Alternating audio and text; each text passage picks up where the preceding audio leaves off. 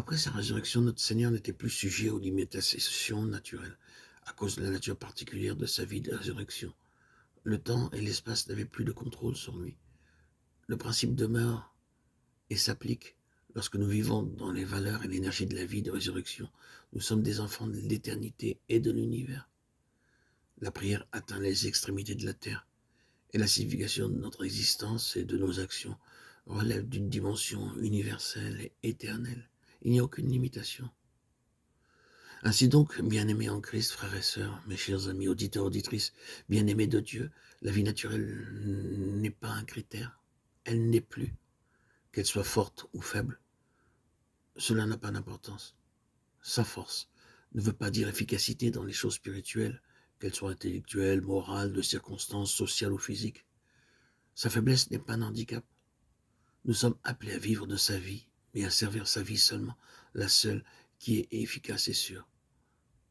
C'est pourquoi n'oublions pas que le but du Seigneur, dans tout ce qui paraît nous détruire, est de nous faire atteindre ce niveau, lequel est en tout sens surnaturel. De plus, nous devons voir en cela que tous les moyens par lesquels cette vie peut être fortifiée et augmentée sont utilisés pleinement. Un clair discernement du corps de Christ est de suprême importance. Cette vie est celle de tout le corps constitué. Le membre individuel ne peut l'avoir qu'en relation avec le corps. Ce sujet est traité plus en profondeur ailleurs.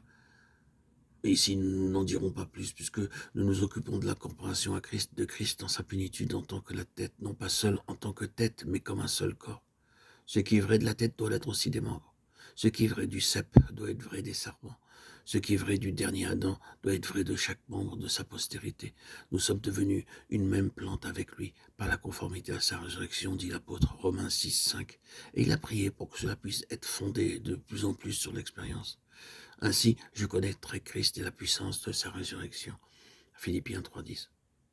C'est vraiment la prière du Saint-Esprit, dans le serviteur de Christ qui cherche à rendre réelle la grande vérité de Jean 5, 21, 25, 26. Car comme le Père ressuscite les morts et donne la vie, ainsi le Fils donne la vie à qui il veut. En vérité, je vous le dis, l'heure vient, et elle est déjà venue, où les morts entendront la voix du Fils de Dieu, et ceux qui l'auront entendu vivront. Car comme le Père a la vie en lui-même, ainsi, il a donné au Fils d'avoir la vie en lui-même.